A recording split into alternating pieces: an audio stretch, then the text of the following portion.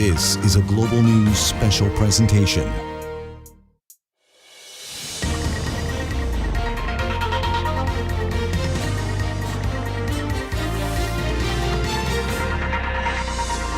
Live coverage of Federal Budget 2025. Here is Donna Friesen. You are looking at Parliament Hill, where the government of Prime Minister Mark Carney is just minutes away from delivering its first federal budget. Hello and welcome to our special coverage. Prime Minister Carney has said now is not a time to be cautious because fortune, he says, favors the brave. So expect some big spending in this budget and some big cuts. A lot of things have been telegraphed in the weeks leading up to this, so expect billions in defense spending, plus investments in infrastructure, housing, and apprenticeship programs in the buildings trades, plus boosting federal policing and border service agents. The Prime Minister has said he intends to make what he calls generational investments, and because he heads a minority government, he needs opposition support for it to pass, or the Christmas gift to Canadians could be a federal election. We used to build things in this country. We can build again. We used to explore this country. We can chart new courses again. We used to take big, bold risks in this country. It is time to swing for the fences again. Our plan, first and foremost, is to build, so we can take control of our future. Canada will achieve NATO's 2% of GDP target this year, half a decade ahead of schedule. Our fundamental goal in all of this is to protect Canadians, not to satisfy NATO accountants. Honey, I'm home. Build Canada Homes will reduce the upfront costs of building a new federal entity that will supercharge housing construction across Canada. No child should go to school hungry or sit in a classroom all day wondering where their next meal will come from. And this is our economic plan to meet this hinge moment in Canada's history. We will have to do less of some of the things that we want to do so we can do more of what we must do. And this was the Finance Minister, François-Philippe Champagne, just moments ago with Prime Minister Mark Carney as they were preparing to deliver today's budget. Once they begin to do so, once the Finance Minister begins to do so, the embargo lifts on all of the information and we can start telling you some of the details. Our chief political correspondent, David Akin, has been in the lockup all day poring over the budget and is ready to bring us the details as soon as we are given the green light. And with me here in the studio is our senior business correspondent, Anne Gaviola. And we know that the Liberals have revealed a whole lot in the lead up to this budget, but what are you watching for particularly? Yeah, we know like the broad strokes of what's going to be in this budget, but I'm interested in seeing if it rises to the occasion. And what I mean by that is we are in a very specific type of crisis, and it's not like crises we've seen before. It's not quite like the pandemic. It's not like the financial crisis of 2008, 2009. This is something else. The Canadian economy has slowed and to a sputter. We very likely narrowly avoided a technical recession. But what we're seeing is sector-specific recessions. So the industries that are being hammered by Trump's tariffs, they're feeling a lot of that economic pain, and the budget is likely to have some measures to support and to help them out. Okay. We are also seeing across the country... Anne, I'm just going to interrupt you because we are seeing the Finance Minister, François-Philippe Champagne, now speaking in the House of Commons. Let's just listen in for a moment. Yeah. Mr. Speaker, the budget I present today comes at a time of profound change, a time to build. The world is undergoing a series of fundamental shifts at a speed, scale, and scope not seen since the fall of the Berlin Wall. The rules-based international order and the trading system that powered Canada's prosperity for decades are being reshaped, threatening our sovereignty, our prosperity, and our values. Long-standing supply chains and trade relationships that once ensured stable growth in this country from coast to coast to coast, and good job across our nation, and affordable products are being disrupted. Monsieur le Président, l'impact est profond. Il nuit aux entreprises canadiennes, affecte les travailleurs, perturbe les chaînes d'approvisionnement et crée une insécurité. of delivering the budget to the House of Commons. We can fast forward to what is actually in it. David Akin has had a few hours to go over the document. David, the finance minister said yesterday there'll be no surprises in it. What do you see as the big takeaways? Well, listen, Donna, as promised, the government is ramping up spending on capital items for the country, as spending equals investments for them, even as they try to control what they're calling their operating budget, mostly by getting rid of thousands of civil service jobs. The speed, scope, and scale of change that we're witnessing in Canada and around the world is quite unprecedented. That's why we need a strong response. The government describes its spending plan as generational investments, and here's the broad strokes. $25 billion over 5 years on housing, $30 billion over 5 years on defense and security, $115 billion over 5 years on shipyards, roads, community centers, hospitals, and other infrastructure, and $110 billion over 5 years on a combination of spending and tax breaks to boost productivity and competitiveness. That includes what the government is calling a productivity super deduction that will allow businesses to write off investments in new technology much quicker. That matches something the Trump administration did to spur new business investment in the U.S. Truthfully, it probably was absolutely necessary to do because of the significant tax changes that took place in the U.S. So Canada probably couldn't afford not to make the change. Even as the Carney government ramps up capital spending, it will try to control its operating budget by making government more efficient and reducing the civil service headcount by about 16,000 people, or about 4.5%, but it will do that over 5 years. We're going to spend less to invest more. That's going to allow us to build the nation-building infrastructure and make the investments that will grow our economy. The bottom line? Bigger deficits. $78 billion this year, or 2.5% of GDP. That is double the size of last year's deficit. It will then drop to $57 billion in 5 years, or 1.5% of GDP. I think it is affordable. Deficits in this range relative to the size of the economy, our debt to GDP ratios would tell us that it is affordable. Look, I don't see any reason for bond rating agencies to look at this and say we're not a AAA country. Okay, David, a lot's in there, and many Canadians will be wondering if this budget contains any tax cuts or changes to programs such as old age security. Are there changes to programs that might really impact a household's bottom line?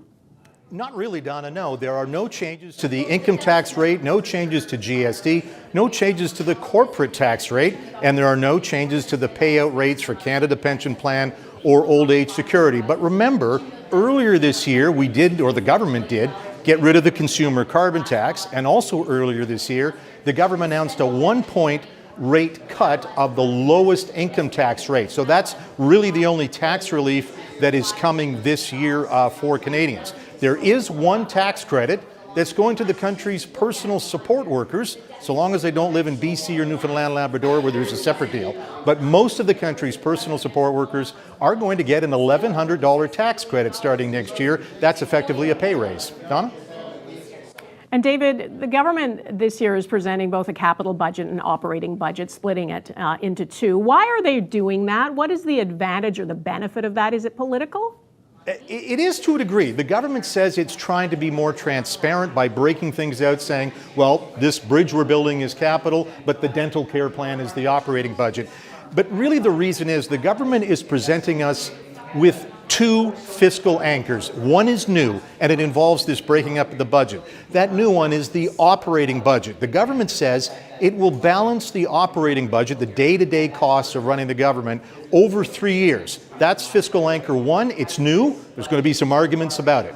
The second fiscal anchor is a little more traditional. The government today is saying that even though the deficit is going up now, and then it will start to decrease, the debt to GDP ratio, which is among the lowest among industrialized countries in the world, it too will decline. So that is the thing the government's committing to, a declining debt to GDP ratio over the next 5 years, and a balanced operating budget, that's new, in 3 years. All right. And David, I had a question. I don't know if you can get to it because I'm not sure how much was explained, but the 16,000 people cut from the federal public service over 5 years, that seems like a lot, but the federal public service has ballooned in the last decade, right? So, 100%, but if you cut 16,000, what does that do to programs that are being presumably provided for by those people? I think this is going to be one of the top issues that the finance minister and the government are going to have to explain. They're saying that we can get rid of 16,000 civil servants by attrition, early retirements, making more use of artificial intelligence, for instance, and not in perhaps roles where it's, as they call, customer facing. So not in call centers or something, but perhaps there's a civil servant who's involved in processing expense claims by other civil servants. Maybe there's a room for an artificial intelligence tool there. But you're right, the civil servants right now is about 350,000 people. And since Justin Trudeau took office in 2015, the civil service has grown by 40%. 40%. Population of Canada has only grown by 18%. Under Stephen Harper, his 10 years, civil service only grew by 2.5%. So, you'll either say one is better and one is not.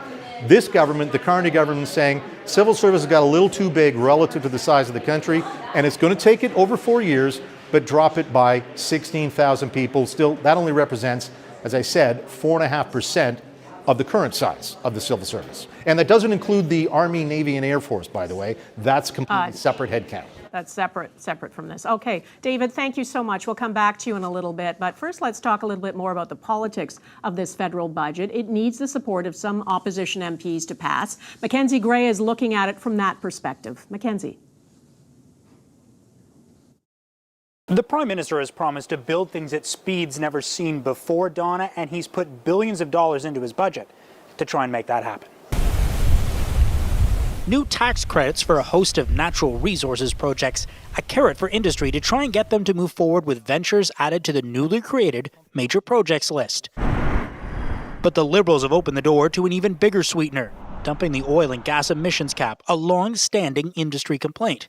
For that to happen, the Liberals have put in place conditions. There's technologies, there's different regulations around methane, and we're talking also about carbon capture and sequestration. So what we're saying is when the conditions are met, we won't need a cap anymore. For years, the Alberta Premier and Conservative leader have wanted the emissions cap scrapped. Pierre Poilievre has also called for cuts to immigration, which Mark Carney is delivering on. Canada will admit 380,000 permanent residents annually between 2025 and 28, a minor reduction, but a 42% cut is coming to temporary residents in 2026, dropping from 637,000 down to 385,000. That category includes international students, which the Liberals are still trying to attract, a part of a $1.7 billion suite of measures to try and lure international talent to Canada, a shot at the Trump administration's immigration policy. Economists say the immigration cut will reduce housing demands, but there are trade-offs. We've been relying on strong population growth between 21 and 24. So you reduce that, that's going to have an impact on the economy, that's for sure. The Liberals didn't make any major permanent tax changes to try and spur the Canadian economy. One of the only cuts, dumping a quintessential Justin Trudeau policy, the luxury tax on expensive boats and private jets. It's something the NDP has supported, but the finance minister had a simple reason for ending it. The answer to that is very simple. It was costing more to administer than the tax revenue, so I'm very pragmatic. The Prime Minister promised his budget would require sacrifices, a burden that will be carried by younger Canadians. With no changes to elderly benefits, the single largest line item in the budget, new spending will be paid for with additional debt, Donna. That means that the second biggest item in the budget is now interest payments. All right, Mackenzie Gray, thank you. Well, federal budgets run into the hundreds of pages, and deciphering them takes expertise. That's why it's great to have Kevin Page with us. He is an economist and was Canada's first parliamentary budget officer. He's also president and CEO of the University of Ottawa's Institute of Fiscal Studies and Democracy. Kevin, thanks for being with us. The government wants to frame this as investing in the country and building a stronger Canada. What is your overall assessment? Well, I think that my overall assessment is that it is a very different budget in that it is, there is this focus on investment. Obviously with that additional investment comes much higher deficits, slightly higher debt to GDP ratio. And I think it comes at a time as where, it's the way the finance minister is communicating at a time of crisis, actually for the globe because of the change in the global trading arrangements, but also a very weak Canadian economy. So we kind of need this money to kind of prop up the Canadian economy over the next couple of years. And now, you can't do bold things, I guess, without taking some risks. So where do you see the biggest gamble in this budget plan? Where is it most vulnerable to potential failure? Overall productivity. Well, I think what we get with the budget plan is a strategy. I think where the challenges will be on the implementation. I think this much of investment, another $10 billion a year on an accrual basis, maybe $20 billion a year in capital investment on a cash basis. Are we going to implement successfully? And I think to me, the implementation risk is the largest risk. And also won't go after any of those popular. The finance minister says Canadians will go to bed tonight saying we're going to be okay as a country. That's, of course, he's a politician. Of course, he'd say that. What do you think today's budget tells us about the state of Canada's economy? Service, keeping in mind it has grown dramatically. Well, I think there's some honesty in the document that creates the need to have these higher deficits in this strategy. Again, an economy that's growing less than 1% a year right now, projected to grow roughly 1% a year even this year and next year. Unemployment rate above 7%. So that's a weak economy. We've had weak investment. So what I think the strategy is, if we inject this amount of investment into the economy, can it stimulate private sector investment as well? And I think so for the Canadians, again, at this moment of crisis, again, it's a bold type of move on investment. All right, Kevin Page, thank you so much for your expertise. I want to throw some questions over to our senior business correspondent, Anne Gaviola, who's with me here in the studio. She had a couple of things she wanted to ask you too. So recently, Carney told business leaders, he said this budget would deliver a highly competitive corporate tax system. Do you think that this has delivered on that pledge? Well, I think it's a start. I think with that the faster write-off with respect to business investment, that's a big start. I think with the sense the willingness to kind of make these big investments across a range of sectors. I think the government is hoping that it's going to get a lot. It needs to get a lot of support from the business community because they're the primary stakeholders or beneficiaries of this budget.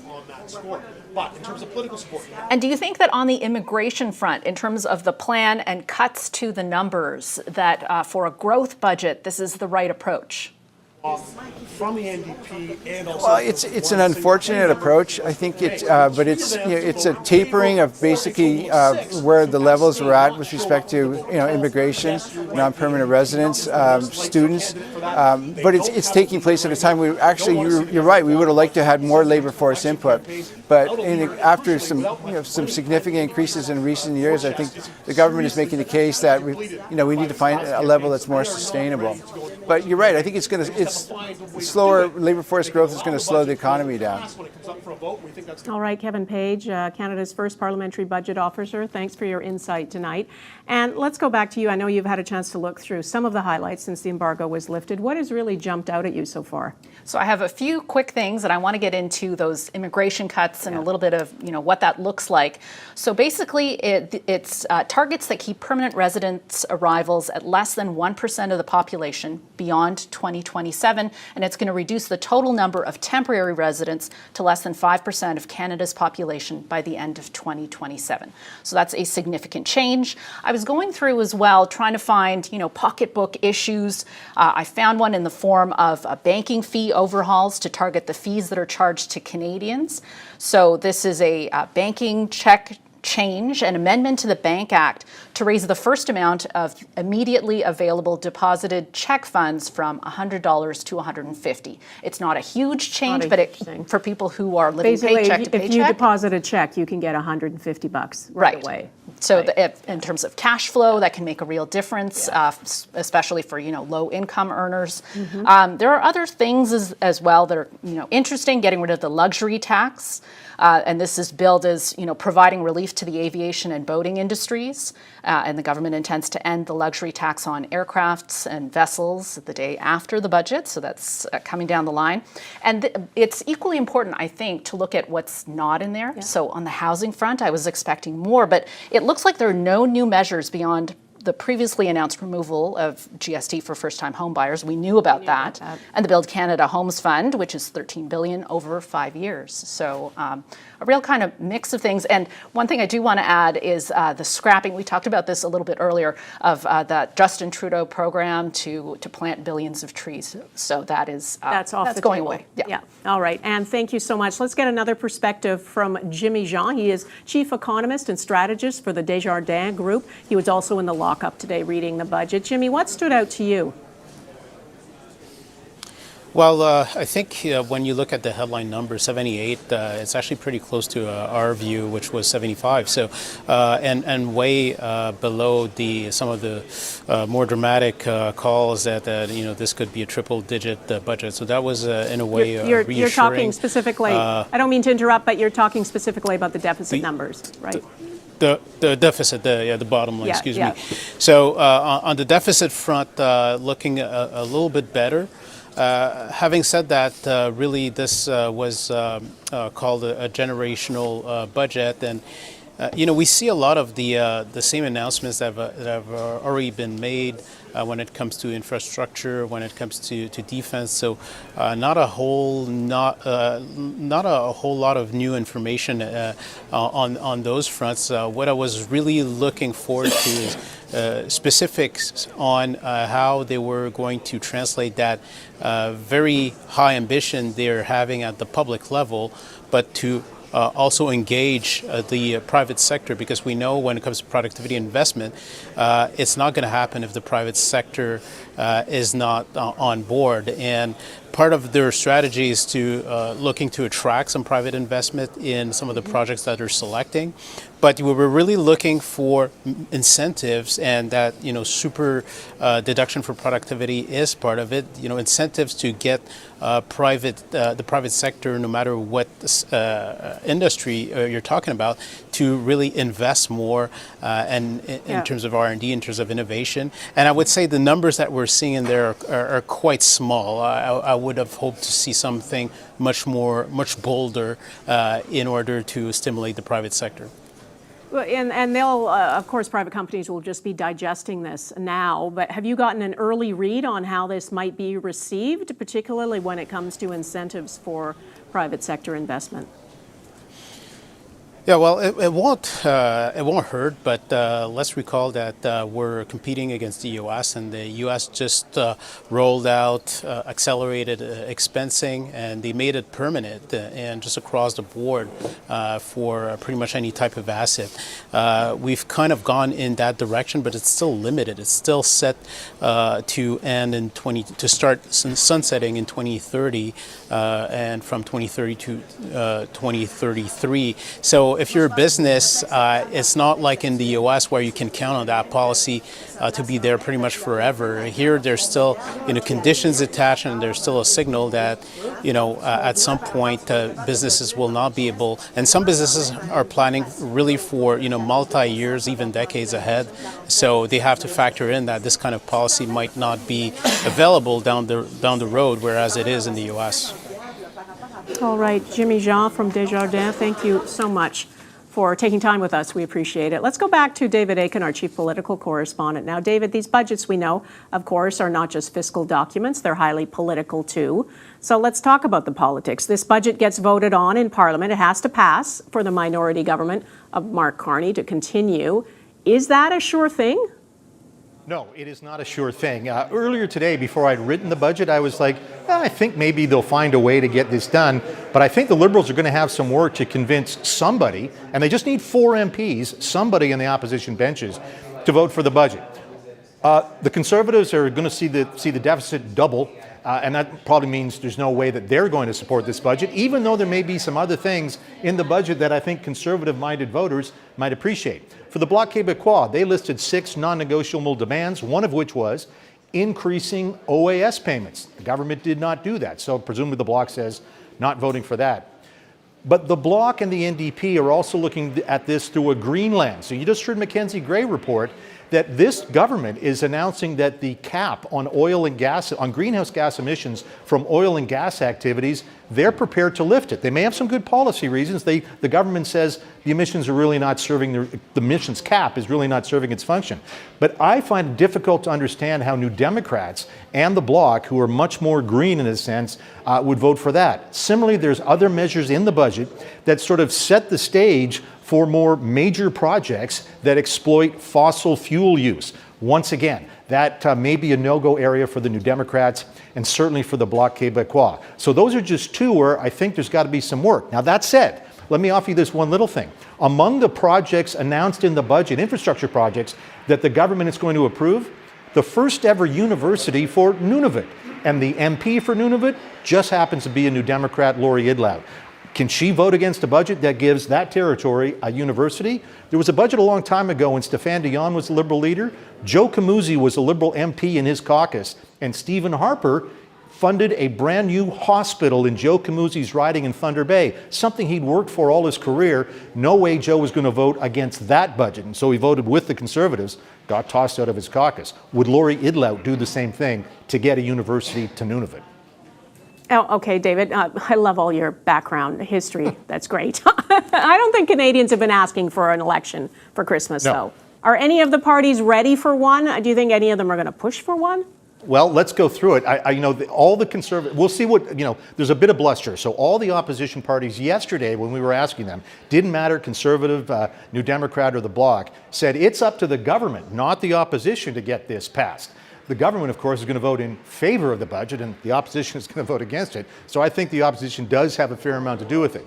The Conservatives are rich. Their fundraising machine is, well, it's a machine. They raise more money themselves than all other parties combined. They have the money. They would be ready to go to the polls. The Liberals probably, too, could get enough money together and ready to go. The Bloc, of course, only has to campaign in Quebec, and their numbers in Quebec are actually a little bit better than they were at the election. It's the New Democrats. They are in the middle of a leadership race right now. They don't have a permanent leader, and they're broke. Normally what they do to fund elections is they mortgage against a building, a business office they have in downtown Ottawa. Well, they haven't paid back the mortgage from the last election. So it's hard to see how everybody wants an election right now. A couple of parties might, but again, the NDP seem to be in a weaker spot. But again, they may say we can't vote against some of these budget items. So I think we're in for some interesting politicking. Wednesdays around here, Dawn, on Parliament Hill is caucus day, as you know. All the MPs meet behind closed doors with their own party representatives. They'll talk about the budget. We'll be waiting outside. I certainly wouldn't miss tomorrow night's newscast as well as tonight's newscast. That's a good little promo there. Thanks, David. And I know that you would love an election only because you love elections so much. So anyway. Yes, I don't think you're right. Canadians wouldn't, but you're right about the timing. The vote on this budget is not likely to be until the end of this month. Elections take 5 weeks at a minimum. Do the math. That is Merry Christmas. I'm off to the voting booth. Is not zero chance possibility. All right, David, thank you so much. I want to bring in our senior business correspondent, Anne Gaviola, and the business world is still digesting this budget. What do you think the early reaction from industry leaders will be? So I have a little bit of reaction from the Canadian Federation of Independent Business, and this is important because small businesses are disproportionately impacted by everything that's going on. They presumably have, a smaller cushion to get them through tough times. They're less nimble and able to, change up their supply chains. They were disappointed. They called this a missed opportunity. They were looking to this budget to provide critical cost relief and improve Canada's tax competitiveness, and they said it just wasn't there. Okay, not the reaction I'm sure the government was hoping for. Anne Gaviola, our senior business correspondent, thanks so much. Also, thanks to David Aiken and our others who were in the lockup there today. We appreciate it. We are going to sign off shortly. Before I do, here's a recap of some of the highlights from today's budget. The government invests $25 billion over 5 years on housing, claiming it is the most ambitious housing plan since the Second World War. Also plans to spend $30 billion over 5 years on defense and security. This budget will invest $115 billion over 5 years on infrastructure, including hospitals, healthcare, recreation centers, and roads. $110 billion over 5 years on spending and tax breaks to boost productivity and competitiveness. The bottom line, this will lead to bigger deficits, $78 billion this year, dropping to $57 billion over the next 5 years. So we're going to say goodbye now to viewers across the Global Television Network. Our coverage, though, continues on our streaming platforms and on BC One, so please stay with us. And I will be back with Global National in just a little bit. We'll have full coverage and analysis of this budget, plus opposition reaction. I'm Donna Friesen. For now, thanks for joining us.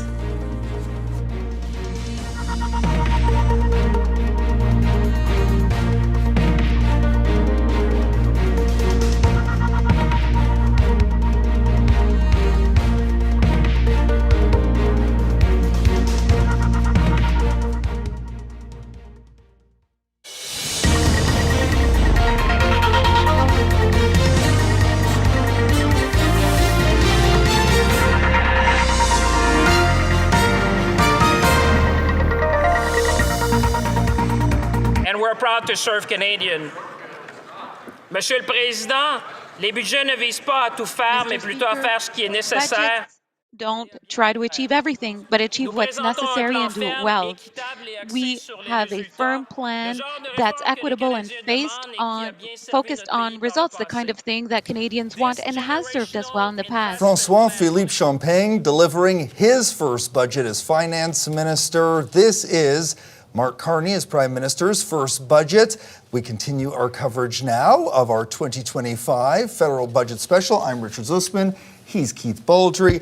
So Keith, when we look at the big picture of this budget, clearly Minister Champagne is the one delivering it, but you can see Mark Carney's fingerprints are all over this one. This is his first budget since he won in April, this minority government. What do you make of the budget? Well, going into this, he called it a generational budget, a big and bold one, take us from reliance to non-reliance in terms of relying on the United States.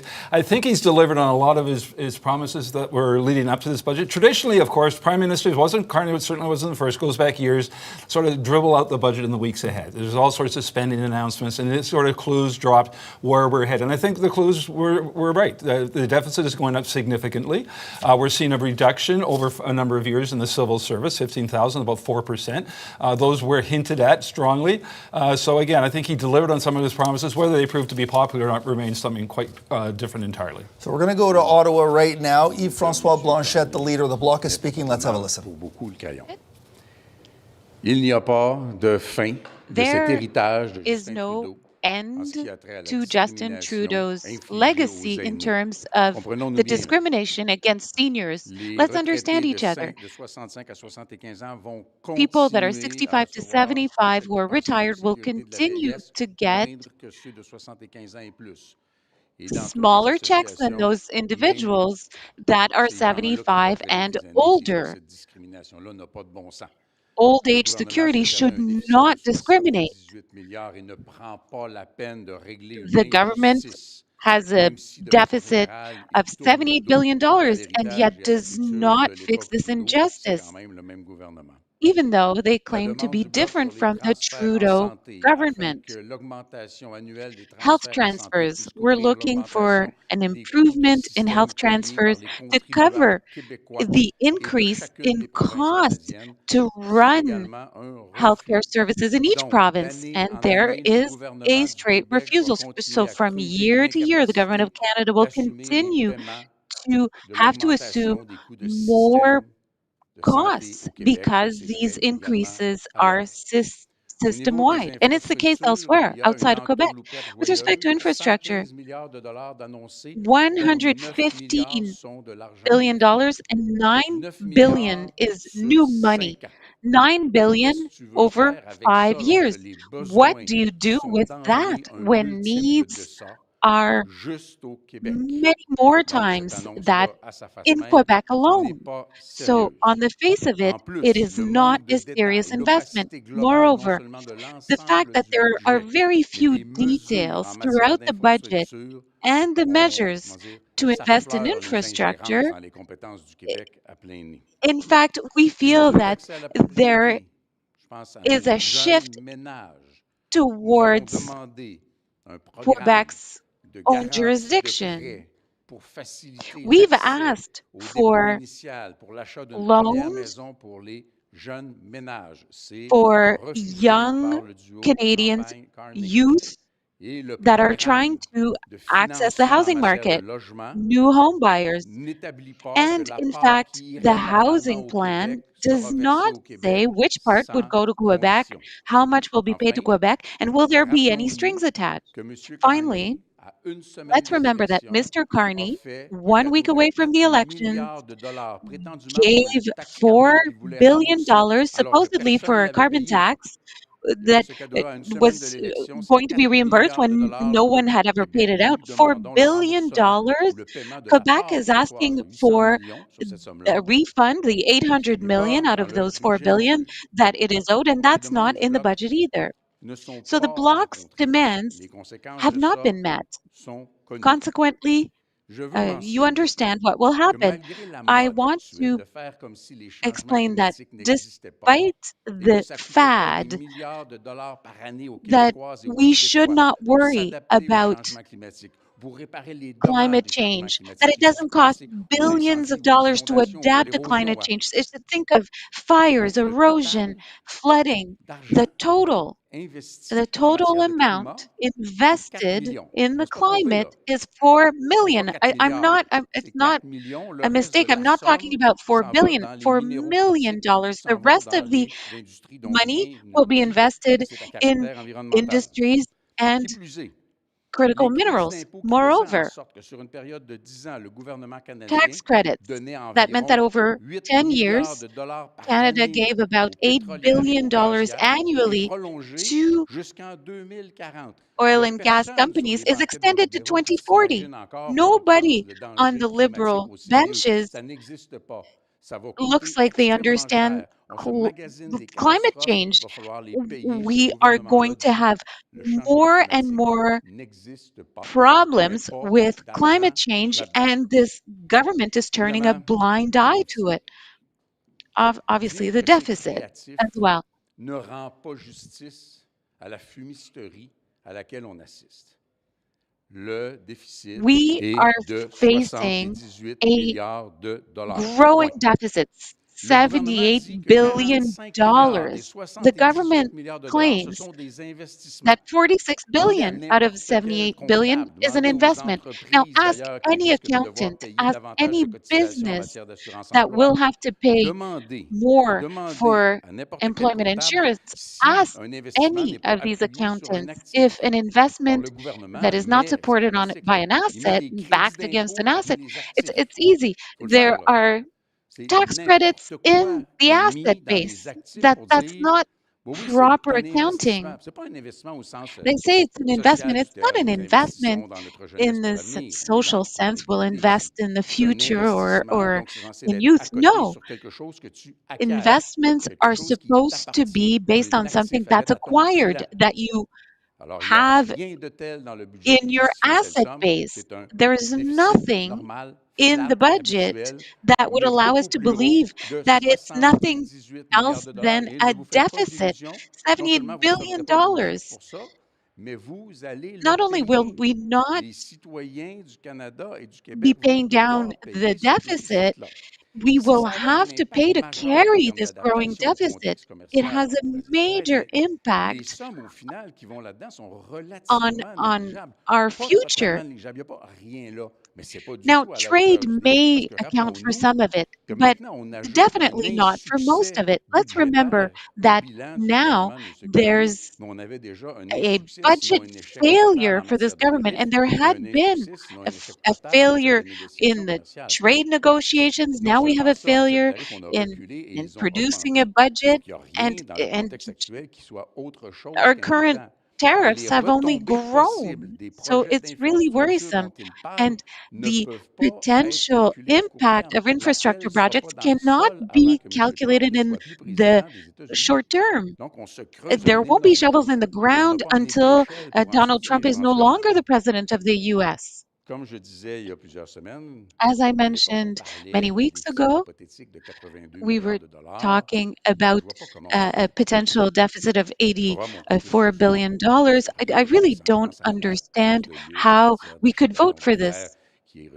Sure, there may be measures here and there that we wouldn't oppose, not major components, but some things that are good news for some regions. But if we look at the overall Canadian or Quebec picture, which is our point of view, there is nothing in this budget that would reassure those individuals that wonder, will we have something else than a liberal spending spree? And because it's hidden, I can't help but say that Mr. Carney's government is flirting with this. It seems that the Liberals are trying to convince some Conservatives to cross. Doesn't sound like a leader that is willing to support the budget. Talking a lot about that deficit, Keith, $78.3 billion. Our colleague David Aiken, Global News' chief political correspondent, is going to be joining us here from Ottawa. I think we've got David there. David, what do you get from Mr. Blanchette there in terms of whether this sounds like someone who's willing to support a budget, and what difference does that make when you tally up all the numbers and avoiding a potential election and the loss in a confidence vote around this budget? Well, just a couple of thoughts here, Richard, and great to be with you.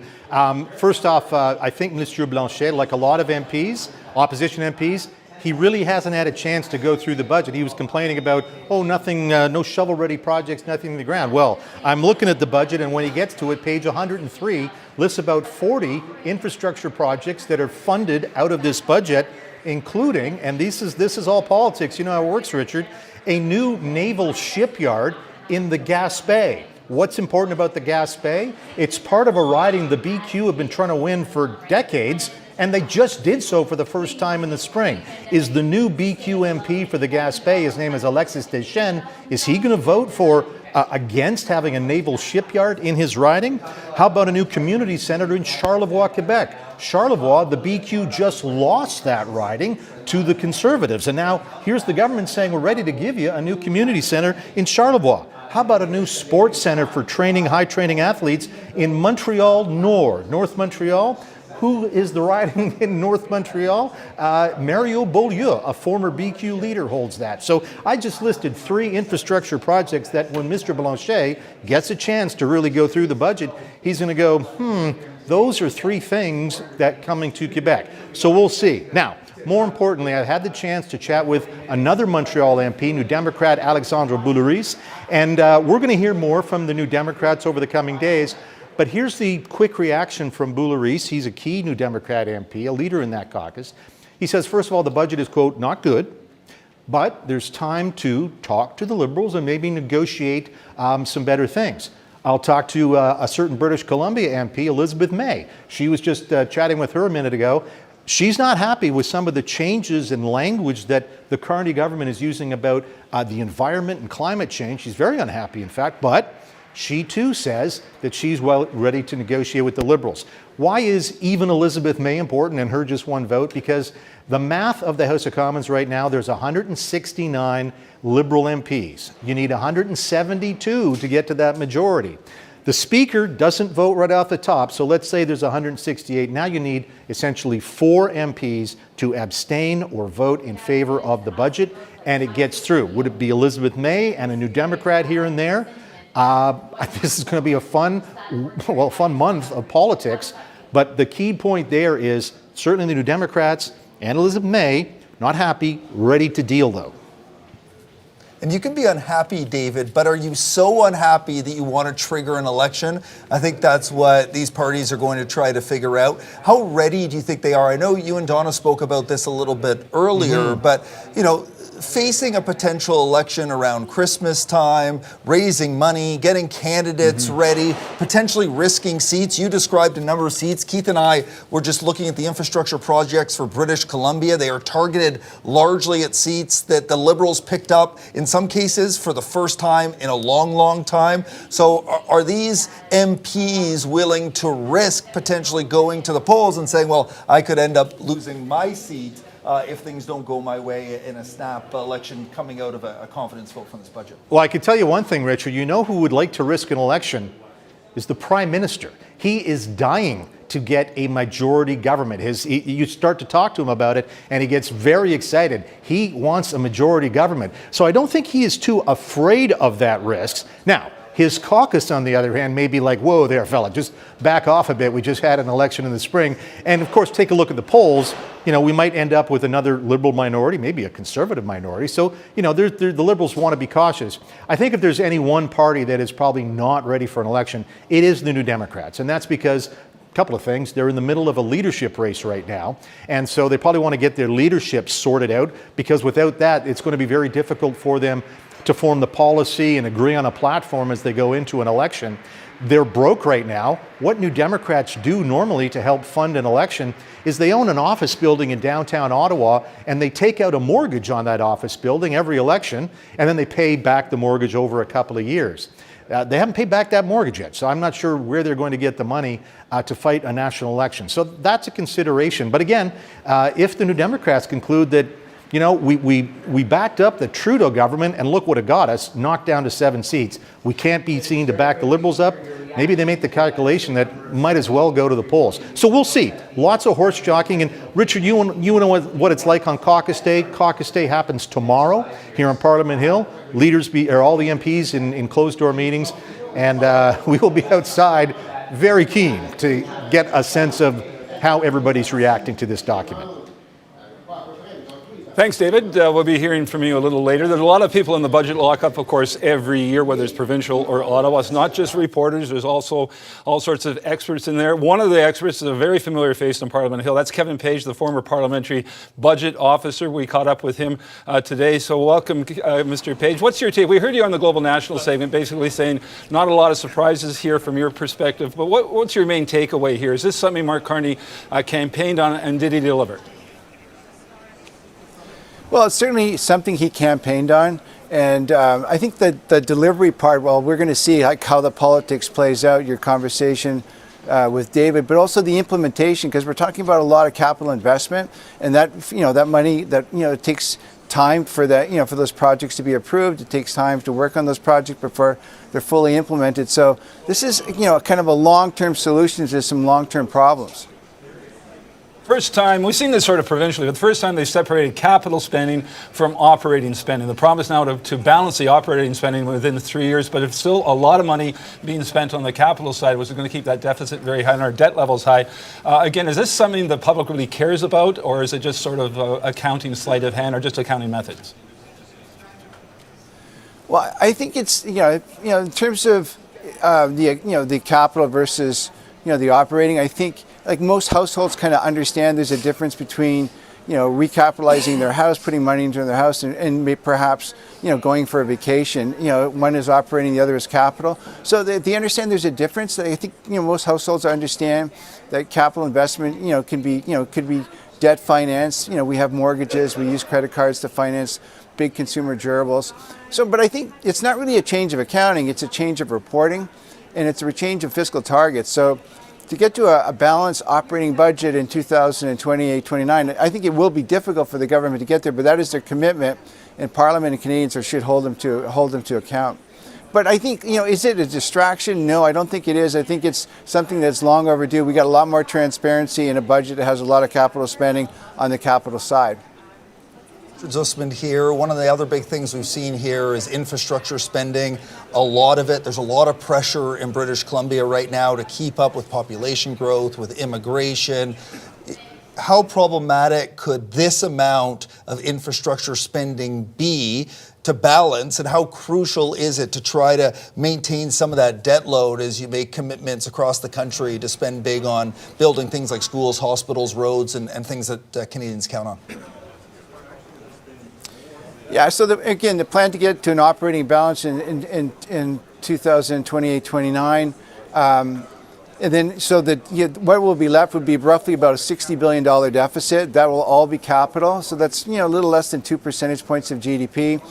a lot of that, that money that the feds are putting up is through a capital transfer, like 2 provinces, perhaps working with the private sector as well. So the feds won't actually be responsible. They won't own the stock itself. So yeah, it will be incumbent upon, could be provincial governments, municipal governments, it could be the private sector as well, to make sure that that capital that is, is built is properly maintained. That creates a little bit of, financial pressure as well on those organizations.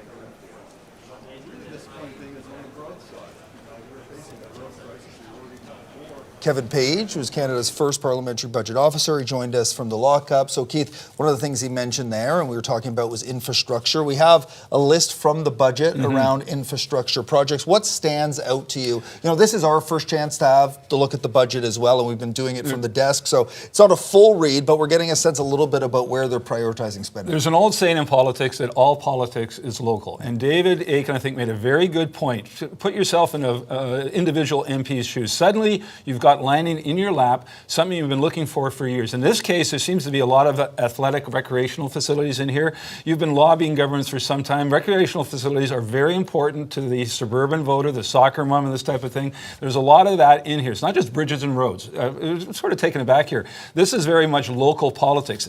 And as David pointed out, and we're pointing out, every vote is critical now. 4 votes are needed to switch or to ensure this budget passes. And a lot of individual MPs may be looking at some of the big picture items and not liking it, but the small picture items will appeal to them. And one big thing on there, the Filipino Community and Cultural Center, likely in Don Davies' riding. He's the NDP leader. Let's listen to him right now in the foyer of the House of Commons. We have skyrocketing prices in groceries and rent, and housing as an ownership proposition is simply out of the question for too many people.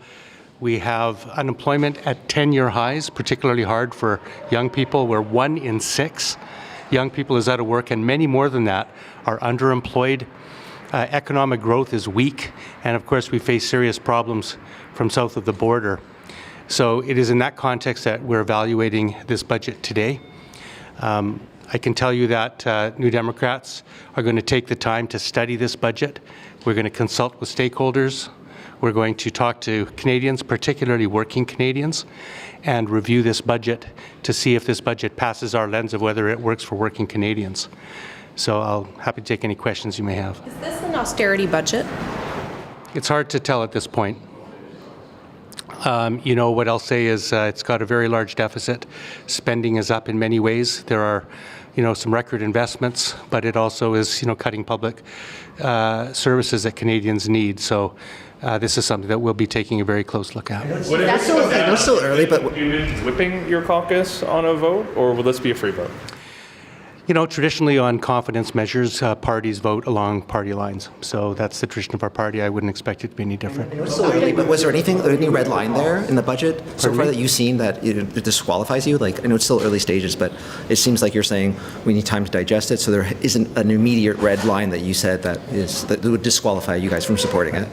That's an excellent question. And one of the reasons I opened up with the serious problems we're facing is that there's complex issues that are facing us, and I don't think that we can oversimplify whether policies are going to respond or not. So I'll tell you a few things that we like about the budget. There's $51 billion in infrastructure spending, and that's linked to unionized jobs or community benefit agreements, which requires that work to be done through wage prevailing rates. So that could create good family-sustaining jobs, which has been a priority for the NDP. We talked about, campaigned on, an east-west clean electricity grid. That's mentioned on page 1 of the budget. And there's a specific mention of co-op housing, something that is near and dear to New Democrat hearts and something that we push for all the time. Some of you, none of you look old enough, but the Cooperative Commonwealth Federation was our predecessor, so co-ops are built into the DNA of the NDP. That's in there. On the negative side, you have 40,000 public sector job cuts. And when you have a jobs crisis, cutting union, family-sustaining, good jobs is the opposite direction of where we want to go. And we have to remember, behind every job is a service. Do Canadians really want to wait 6 months to get a passport? You want to wait 3 months to get a call back from CRA? Do seniors want to wait to get their old age security checks? These are the kind of real-life consequences of cutting public sector workers there are. I would also point out that Mr. Carney promised Canadians during the election that he would cap the public sector, not cut it. Second, they canceled the unused housing tax, which was a measure to stop particularly foreign investors from buying housing in Canada and leaving them vacant. So by taxing it, it was driving those units into the housing supply, providing homes for people. Inexplicably, this government has removed that tax, meaning that we're going to go in the opposite direction, and you'll see those housing units taken out of the housing supply. We think that's wrong as well. And there's no digital services tax. This was a measure that the Liberals themselves invented 5 years ago, worked on. It would raise $1 billion a year in revenue, taxing the biggest U.S. tech companies in the world. We're talking Mark Zuckerberg, Elon Musk, on profits over $20 million in Canada. Now, if you have a revenue problem in Canada and you have to cut public services, or you could tax the wealthiest people on the planet, NDP thinks that it would have been a wiser choice to tax those people. So you see there's positive and negatives in this budget, and we're going to take a comprehensive look and weigh it out in the aggregate over the next few days. A lot less harsh than any of the other. So obviously what Don Davies says matters, although he's in a really tough spot, Keith. He is the interim leader of the NDP. They are in the midst of a leadership race. The NDP full well knowing if they show up en masse to vote against this, along with Conservatives, along with the Bloc, it could defeat the budget, and that would put the NDP in a near impossible situation when it comes to campaigning. What did you make about what the interim NDP leader Yeah, so this stands in stark contrast to the scrum with reporters that we had with the BQ's Blanchette. He was relentlessly negative, very upset of what's not in the budget, looking for OAS, old age security increases, and all the Quebec's priorities are not in there. Davies took a much more measured tone here. He talked about things, he's disappointed in some things, but he likes some of the other things he sees in the budget. He was way more positive than Blanchette was. And as you mentioned, he's very cognizant of the difficult situation the New Democrats find themselves in. He's an interim leader. They're having fundraising problems. They've got a morale problem. They're at a historic low in terms of seats. They're in no position to fight an election. My takeaway from this is Davies kept saying, we're going to go away and study this. And I'll go back to local politics. Now is Davies going to vote against a budget that establishes the Filipino Cultural Center in his riding at a time when sensitivities to that community are so high. Our other NDP MLAs, David Aiken pointed out that the new MLA in Nunavut is a New Democrat. First time in history, a university is going to go up there. Is that MP actually going to vote against a budget that has a historic breakthrough for their community? All politics is local. I think you're going to see some real pressure here on the Liberals, on the New Democrats to support this budget, and even some members of the BQ.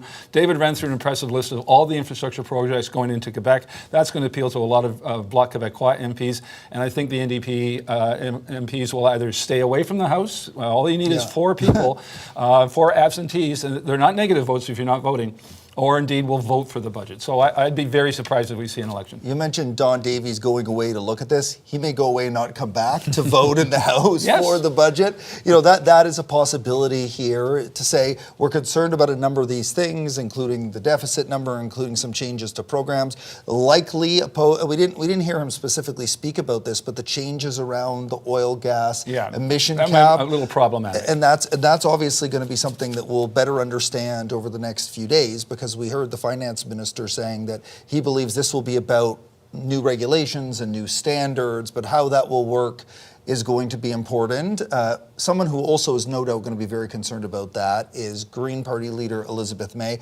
Let's have a listen to her response from Ottawa to the budget. This budget is not about even sacrifices across our country. They're generational sacrifices. My grandchildren lose. This government has decided not even to mention our legally binding Paris targets and has jettisoned most climate programs, including the oil and gas cap. The climate competitiveness strategy, so-called, will create large winners in the corporate sector and create more subsidies for fossil fuels. There are sacrifices, as the Prime Minister made clear there would be, but those sacrifices are not evenly felt. There are $56 billion in cuts to public services that folks in my community and Canadians across the country rely on. Programs like the Greener Homes program that helps folks to retrofit their homes and save money on their energy bills, cuts to a dedicated public transit fund, cuts to planned expansions of pharmacare. What we don't see is the other option of how we could fund generational investments.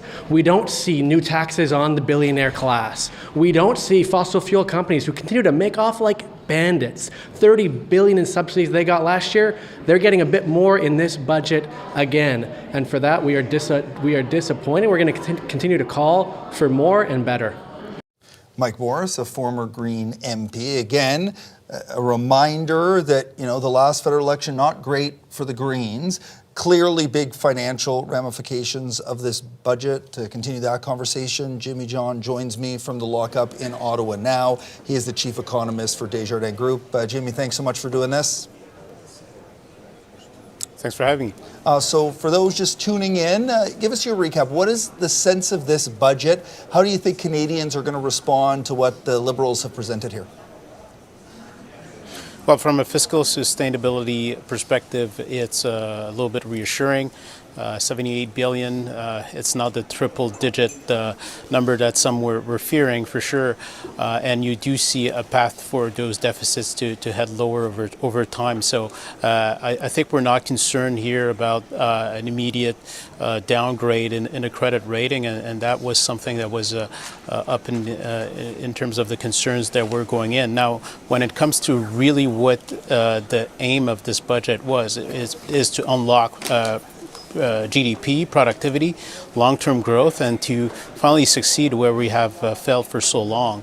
And on that front, I find that the approach is really heavy on publicly led initiatives, be it on infrastructure, on defense. People talk about austerity and cutbacks in the public sector, but this is really just a reallocation of government towards more spending and cutting on some other programs. It's not necessarily a smaller government when you take everything together. What you do want is more private investment in innovation and R&D, and there are some pieces in there, the super deduction for productivity, the enhanced STRED programs. I'm not saying those measures are not to be welcome, but they don't go as far as the U.S. went this summer in making some of those programs permanent. And really, right now in Canada, you're facing tremendous uncertainty, and that's a big headwind to investment. So if anything, you want to go above and beyond what the U.S. does if you want to counter just the fact that we have so much uncertainty as it relates to tariff that is naturally going to hinder investment. I've heard so much from the Prime Minister about his major projects office, about trying to find that public or private sector investment as you describe. There are some mention as you mentioned, of some of those major projects that have already been approved. But what's in essence missing here? How can you roadmap in a federal budget private sector investment? Or is it about finding incentives to say to the private sector, look, we are creating a path of certainty. We are finding opportunities in this country so that you can invest, so we can make it faster, fast-track permits in order to help drive the private sector part of our economy? That's right, and I think they've done that. They've announced those measures to streamline, to accelerate approvals.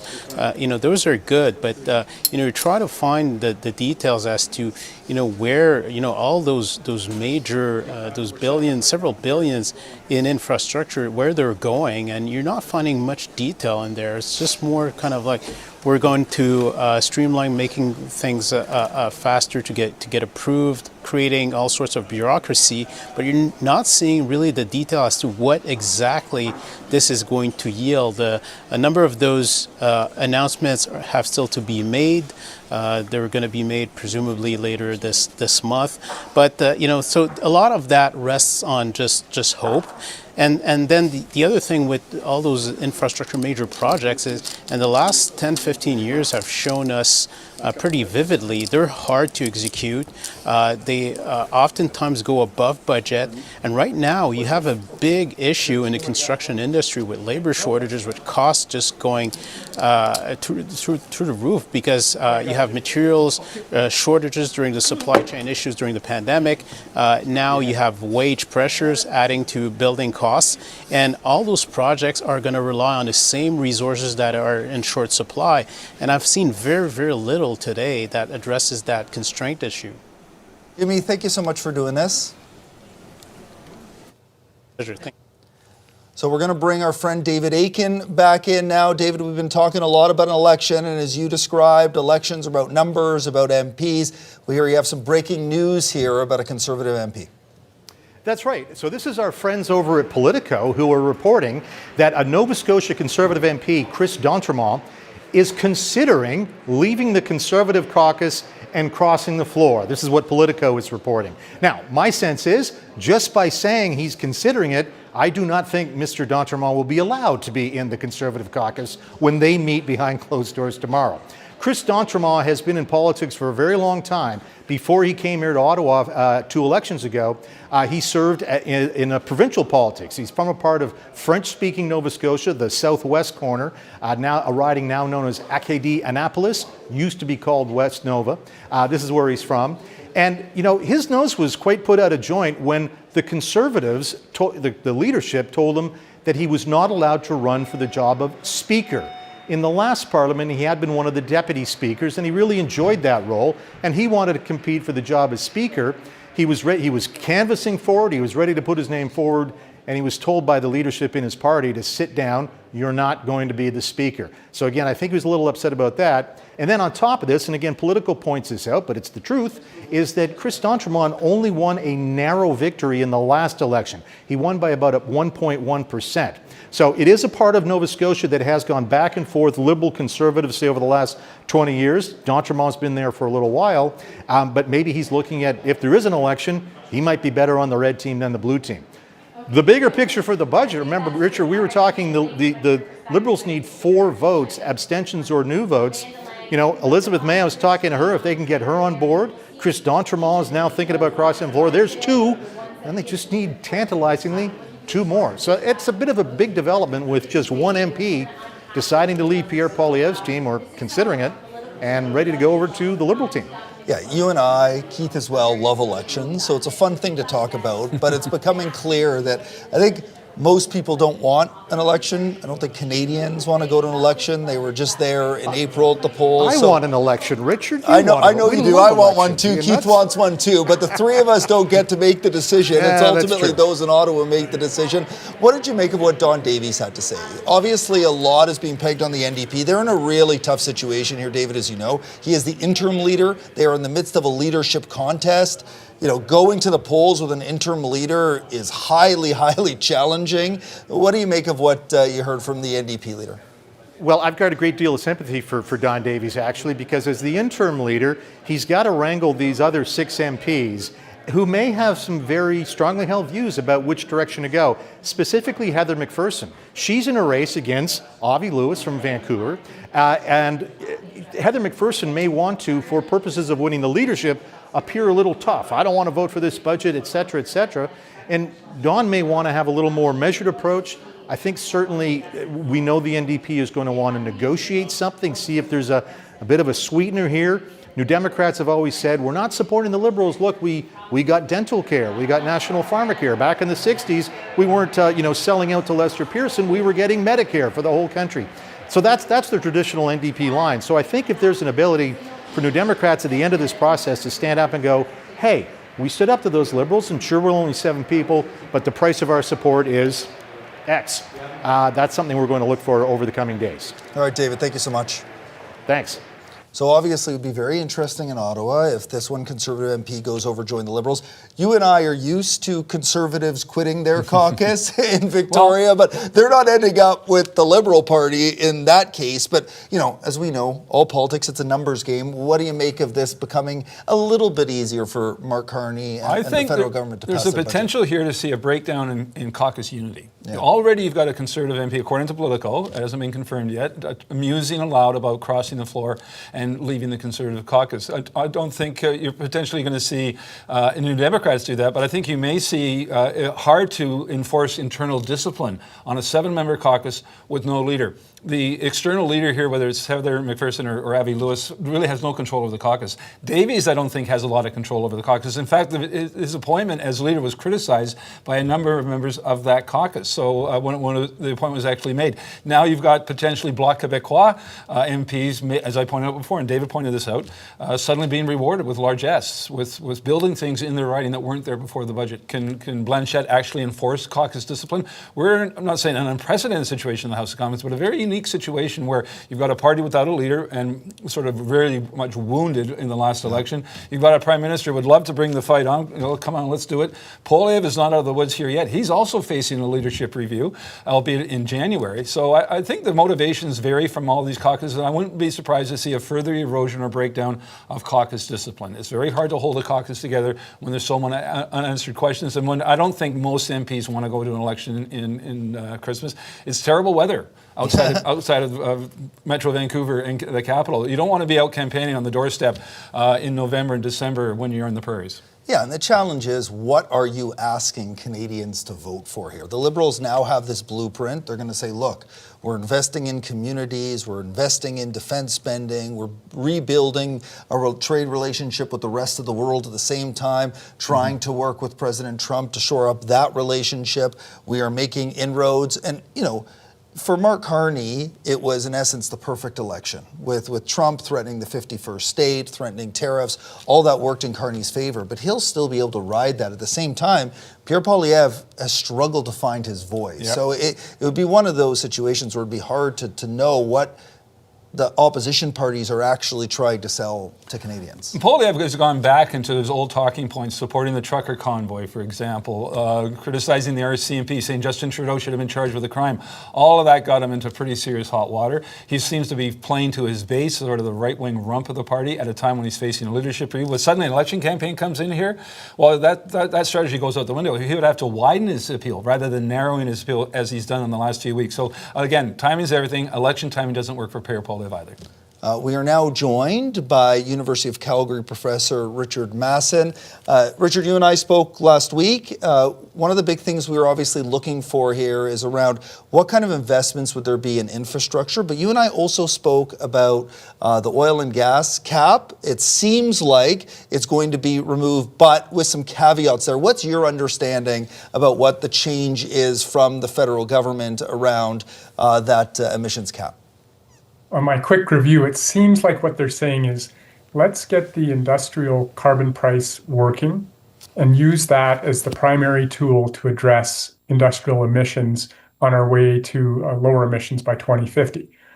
That is where we were before the emissions cap was put in place. That was going to be one of the primary tools. And so that could work out generally pretty well. I mean, I think the Pathways Group in Alberta, the oil sands players, are counting on an industrial carbon price for the credits that they want to sell when they do this carbon capture. It's an important price signal, an important way to earn revenue. Part of the challenge is we have an individual by province system, and the supply and demand for these credits in each province can vary.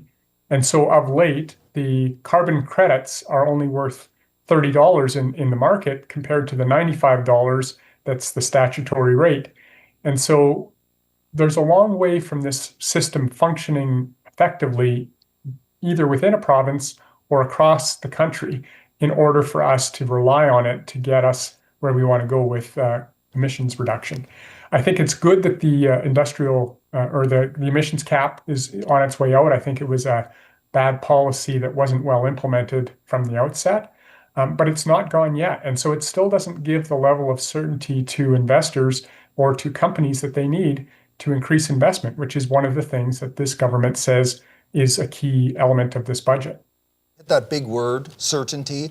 I think a lot of private sector investment is reliant upon that. We don't see a lot in here carving the pathway towards, Canada being that energy superpower that Prime Minister Carney described during the election campaign.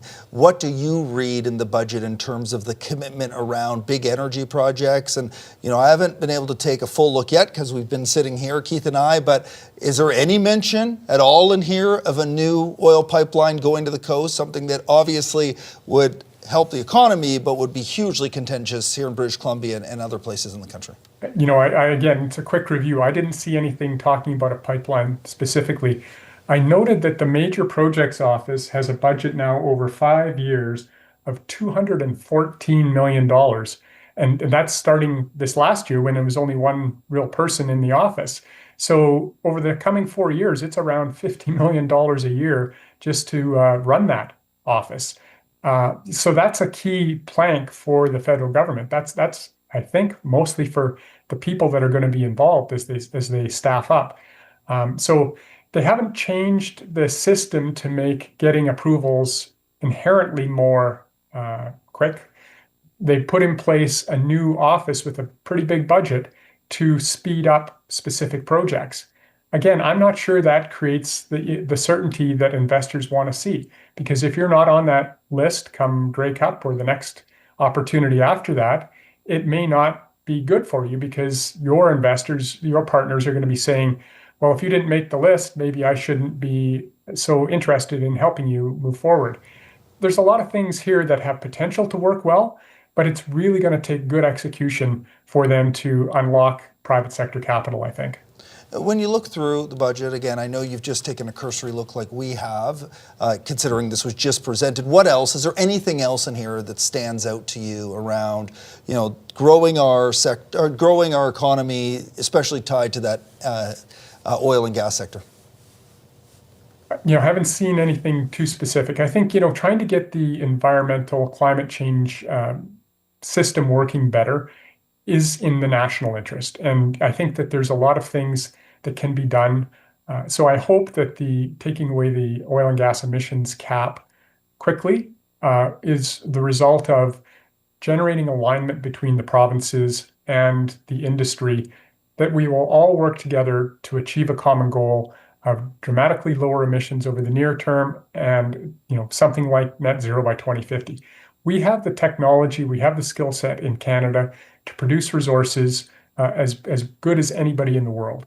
And we can generate a lot of jobs, investment, and wealth from that. So let's hope that the government's, this is a signal that we can work together and start to see the investment climate improve so that we can find a way to unlock all that potential.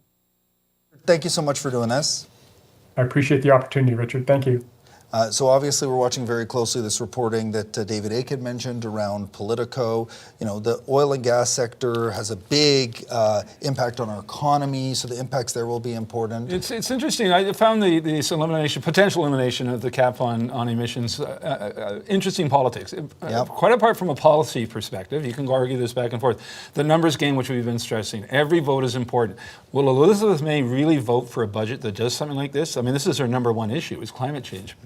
She does not like the fossil fuel industry at all.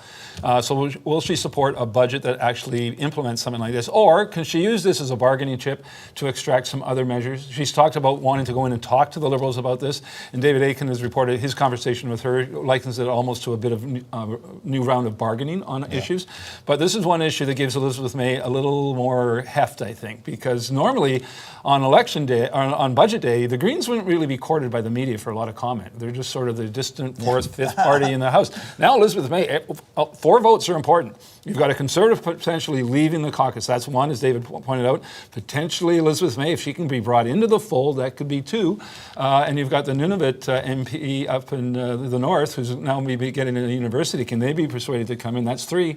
So again, every vote's important. But again, is this a deal breaker for Elizabeth May, eliminating the cap on oil and gas emissions? One person you haven't yet seen is Pierre Poilievre, the Conservative leader. Deliberately? Deliberately. He has not come out to speak to reporters in Ottawa. You traditionally do see the leader of the official opposition respond very quickly.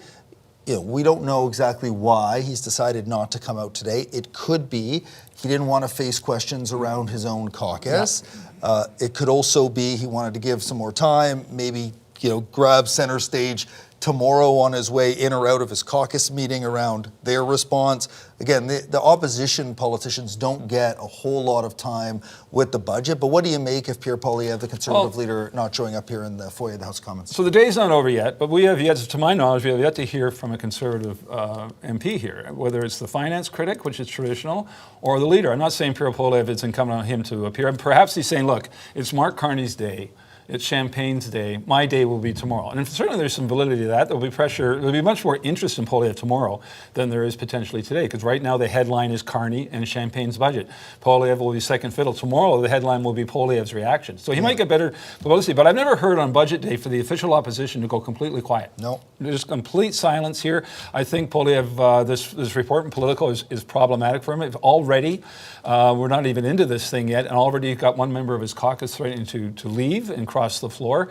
That's a very uncomfortable position for Pierre Poilievre. It's already facing pressure internally about the terrible, not terrible, but bad and disappointing election performance under his leadership, and he's facing a leadership review as well. So a lot of drama on Parliament Hill today. Yeah, and you're seeing on your screen now Chris d'Entremont. He may be an MP you're not very familiar with. As David described him, wanted to run for Speaker, was told by the caucus he couldn't. He is a Conservative from Nova Scotia. Acadianapolis is his riding. So there's going to be a lot of attention on him. Clearly, David Akin, Mackenzie Gray, our friends and colleagues in Ottawa, will be attempting to track him down over the next few days to get to the bottom of this decision and what impact it had, and why matters too when it comes to floor crossings. So we don't have Pierre Poilievre, but we do have lots of people who are happy to join us here today. So Don Carson from MNP Tax Services joins us now. Don, thank you so much for doing this. Oh, thank you. It sounds like there's some interesting things going on both inside and outside the House of Commons right now. Yeah, so we're talking a lot of politics. Let's talk about the numbers in the budget. What did you make of what was presented here by Minister Champagne? To be honest, it didn't seem like there were a ton of new tax changes. There were some significant personal tax rate reductions that started at July 1st of this year. So Canadians are hopefully realizing some of the benefits through slightly higher paychecks. For today, it was probably an absolute necessity that they tried to match what the U.S. did with the One Big Beautiful Bill and allow companies to better match the cash outlay for manufacturing and processing equipment and buildings with the tax relief. So I think a lot of businesses will be pleased to the extent that there's at least some level of relief for them. But certainly not any massive wholesale tax changes, both at the personal level or at the corporate level. So obviously when people look at these budgets, they count on people like you to understand the impact it has on them. Like what kind of impact? You mentioned no major changes here. Is there anything in here that may have an impact on Canadians in terms of the way that they, invest or spend their money on a day-to-day basis? Realistically, probably not. There is some targeted relief for personal support workers. So there could be up to $1,100 a year for personal support workers for, let's call it a time-limited period. But for the average Canadian, there's not going to be a ton of incremental relief from this budget. It's largely because the cost of the personal tax cut that started in July, that did cost several $billion for the government in a tight fiscal situation. And obviously they're trying to balance, as you described, that tight fiscal situation at the same time attempting to acknowledge to Canadians, look, we know life is expensive, we know the cost of things are going up at that point. There have been conversations some ways about how do we make things like groceries more affordable. We saw before the election that elimination of the consumer carbon tax. Like really, based on the current fiscal situation, is there anything else that the federal government reasonably could do to support, the way that people pay taxes, the cost of living? Could there be more done on the cost of living? At the same time, understand that we are staring at a pretty significant deficit in this country. There might be some small measures that could be considered. For example, a lot of viewers are very familiar with shrinkflation, and then there were certain products in the past, for example, if you bought a 6-pack of muffins, there would be no GST, versus a lot of those packages have shrunk to 4, and so now you're paying the GST, and in a lot of provinces you're going to pay the provincial component as well, so maybe they could tweak some of the rules with respect to the shrinkflation aspect of it, and if they want to help out new parents, for example, maybe they could exempt diapers from the GST or other, let's call it basic necessities. They might be able to assist on that front. There really wasn't anything in today's budget on that front per se, but there could be maybe some additional measures in future budgets on that front. Thank you so much for doing this. No problem. Thank you. So, Keith, we mentioned Pierre Poilievre did not come out of the House to speak to reporters, but he's inside the House now responding to the budget. So let's go inside the House of Commons in Ottawa and have a listen to Pierre Poilievre. All the Canadians who can no longer afford to eat, heat, or house themselves because of Liberal inflation, we Conservatives cannot support this costly Liberal budget.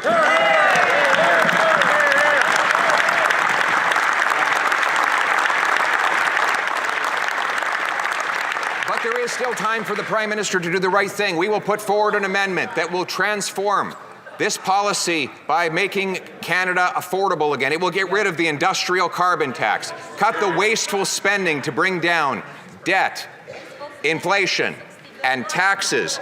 It will open our country up to opportunity by developing our prodigious resources, clear away bureaucracy to build affordable homes. Nous revendiquons que le Premier ministre accepte notre amendement.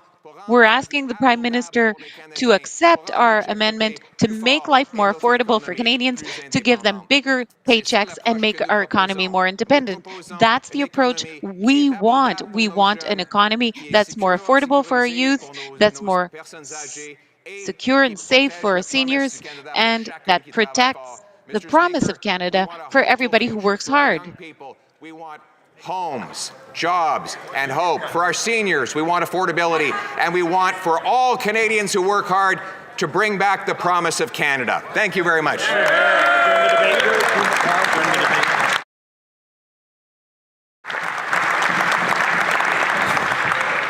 And with that, Mr. Speaker, I move second by the member for Edmonton Gateway that the debate be now adjourned. Thank you. There's Conservative leader Pierre Poilievre in the House, so maybe now he'll speak to reporters, but maybe he just wants to let that stand there. So we heard a little bit of that. Not a whole lot of details from the Conservative leader in terms of what he's concerned about, but what did you make of what he said? He left the door open to supporting this if there's an amendment or two, which is sort of pro forma. But it's a situation's different right now. So Mark Carney's got to be cognizant of every vote. And there may be some horse trading here that normally does not occur. Elizabeth May served notice she wants to see some changes. Mark Carney served notice he wants to see some changes. Blanchette of the BQ doesn't seem to be open to negotiation here. He seems to have a litany list of grievances here with the budget. And the NDP, I think, is still at sea. They're all over the place. Who knows where they're going to go? So it's going to be fascinating to see how this plays out in the days and weeks ahead. Probably the vote on this budget will likely come at the end of November. They're going to take a break on Remembrance Day week, as we do here in the BC legislature. And then eventually, whenever this budget is voted on, it is a confidence measure. You're familiar with the word confidence. Sure. I've heard of a book with that name in it. So if a government loses a confidence vote, and basically only the budget, the throne speech, and a supply bill are confidence votes, unless they're designated as a confidence vote by the government. Government could lose a bill, doesn't mean they lose power. Right. You lose a confidence vote, you lose power, the House dissolves, and we're into an election. I don't think anyone wants the election, with the possible exception of Mark Carney. Even then, I don't think he wants one. I think he'd rather wait till the spring. So the door is open to changes in this budget. I'm not saying that's necessarily going to happen, but you're going to see some horse trading, some talking going on now. And again, it's going to be fascinating to see if this rumored or this reported defection of a Conservative MP is a standalone or whether anyone else wants to follow him in something like that. Floor crossings always interesting to see happen, or defections. We see that in BC at a record number. We'll see what happens in Ottawa. Yeah, and that caucus has been pretty united since the election. Even though there have been some rumblings about Pierre Poilievre, they have largely remained without any real cracks or divisions. And we may see one emerging now, but what else stood to you? We're about to wrap up here. Obviously a lot to unpack here in terms of the budget. Is this, largely what you were expecting out of Mark Carney's government. More or less. I was struck by, and we've showed some of the list, David Aitken did it as well, the really small, mid-sized infrastructure projects. We're not talking huge $1 billion things, but $5 million here, $10 million there, of recreation centers. That appeals to the suburban voter, family voter, particularly in areas that the Liberals picked up for the very first time. I think that could be sort of one of the more astute parts of this budget. Again, all politics is local, and that's hyper-local. We're not talking big picture, and often small picture wins elections. Thank you for doing this. Thank you for all the guests for joining us here on this budget special presented by the Liberal government. Thank you so much for joining us.